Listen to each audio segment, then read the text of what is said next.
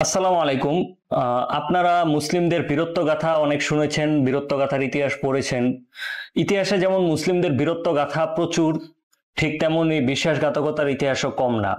মুসলিমরা যেমন তাদের বীরত্ব বিভিন্ন জায়গায় দেখিয়েছে, তাদের জোর দেখিয়েছে, ইমানের জোর যেটাকে আমরা বলি, ঠিক তেমনি বিভিন্ন কোথাও কোথাও বা অনেক জায়গায় তারা সামান্য ক্ষমতার জন্য বিশ্বাসঘাতকতা করতেও পিছপা হয়নি, এবং এই বিশ্বাসঘাতকতার ইতিহাসটাও আমাদের কম না।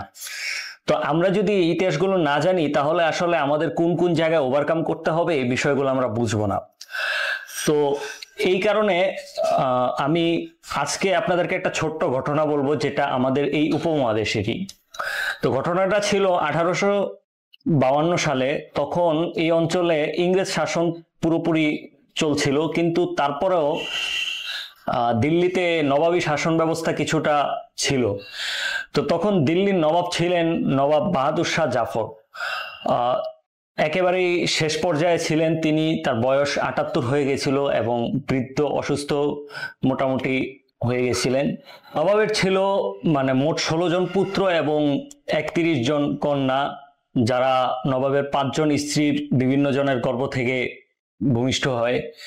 তো এদের মধ্যে সবারই ধারণা ছিল এবং নবাবের ইচ্ছা ছিল, এবং নবাবের বড় স্ত্রী তারও ইচ্ছা ছিল যে তার গর্ভস্থ সন্তান মির্জা ফখরুল বা নবাবের বড় ছেলে মির্জা ফখরুলই পরবর্তীতে সিংহাসনে আসীন হবেন এবং নবাব হিসাবে ঘোষিত হবে।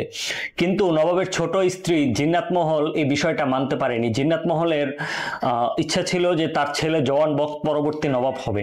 তখন প্রাসাদে নবাবের ছোট স্ত্রী জিন্নাত মহলেরই একচ্ছত্র প্রভাব প্রতিপত্তি ছিল, এবং সে তার প্রভাব খাটিয়ে নবাবকে বাধ্য করে যে তার ছেলে নবাবের 16 জন ছেলের সর্বকনিষ্ঠ ছেলে জওয়ান বখ্তকেই নবাব হিসাবে ঘোষণা করতে এবং পরবর্তী নবাব হিসাবে তাকে উত্তরাধিকার মনোনীত করতে।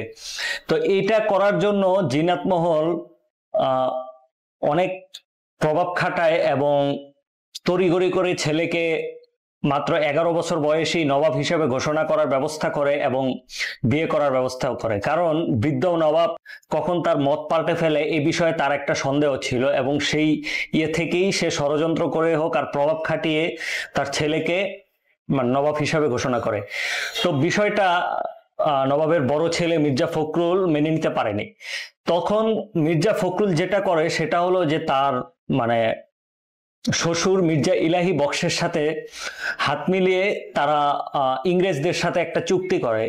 তখন যে ইংরেজ প্রতিনিধি সেখানে ছিল থমাস মেটকালফ, তার সাথে একটা চুক্তিতে আবদ্ধ হয়। যে চুক্তিটা এরকম ছিল যে প্রাসাদে মির্জা ফখরুল একটা কু করবে এবং এই কুয়ের মাধ্যমে নবাবকে সরিয়ে সে সিংহাসন দখল করবে। তো এই জন্য ইংরেজদের সাথে একটা চুক্তি করে, এবং এই চুক্তিতে এটা থাকে যে যখন নবাবকে সরিয়ে সে নবাবের আসনে বসবে, ইংরেজরা তাকে নবাব হিসাবে স্বীকৃতি দেবে। তো এটাই ছিল তাদের একটা চুক্তি বা চুক্তির মূল বিষয়। এখান থেকে যে বিষয়টা হয় যে 1857 সালে যে সিপাহী বিদ্রোহ হয়, এই সিপাহী বিদ্রোহের ব্যর্থ হওয়ার একটা অন্যতম কারণ ছিল এই নবাব পুত্র মির্জা ফখরুলের এই বিশ্বাসঘাতকতা এবং মির্জা ফখরুলের এই ইংরেজদের সাথে যে চুক্তিটা।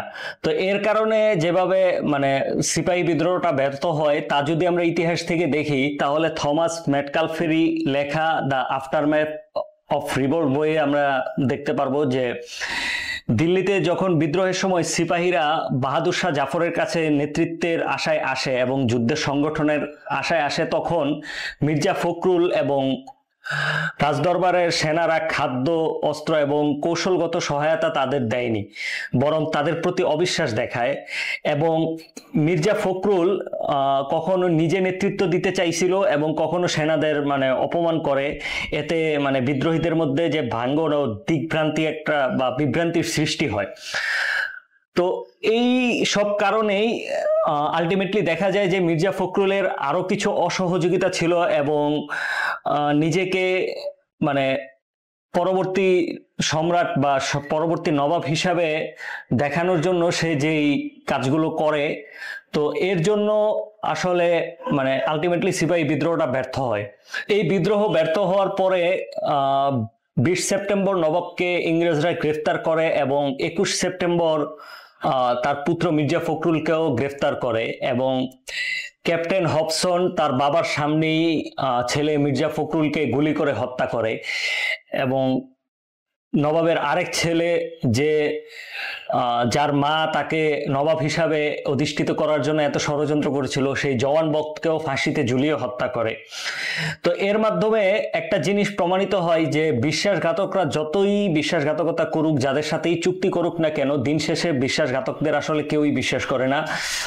যেমনটা ইংরেজরাও চুক্তি করার পরেও মির্জা ফখরুলকে হত্যা করার মাধ্যমে এটাই প্রমাণ করেছে যে বিশ্বাসঘাতকদের আসলে তাদের প্রভুরাও বিশ্বাস করতে চায় না এবং বিশ্বাস করে না। তো আমরা এইটার মাধ্যমেই যেটা বুঝতে পারি যে ইতিহাস আমাদের পক্ষে যেমন আছে, তেমন আমাদের কিছু লুকানো ইতিহাসও আছে। আমাদের যে বিশ্বাসঘাতকতার ইতিহাসও আমাদের মানে একেবারেই কম নয়। হয়তো আমি আজকে একটা বর্ণনা করলাম, আরো এমন অনেক আছে। তো আমরা এই বিষয়গুলো যদি না জানি এবং এই বিশ্বাসঘাতকদের ইতিহাসগুলো যদি না জানি, তাহলে বর্তমানেও আমরা যখন কোনো কাজ করতে যাব এই বিশ্বাসঘাতকদের আমরা দেখা পাবো এবং এদের বিশ্বাসঘাতকতার ফলে আমাদের যে লক্ষ্য সেটা অর্জন হওয়াটা একেবারে অসম্ভব হয়ে পড়ে।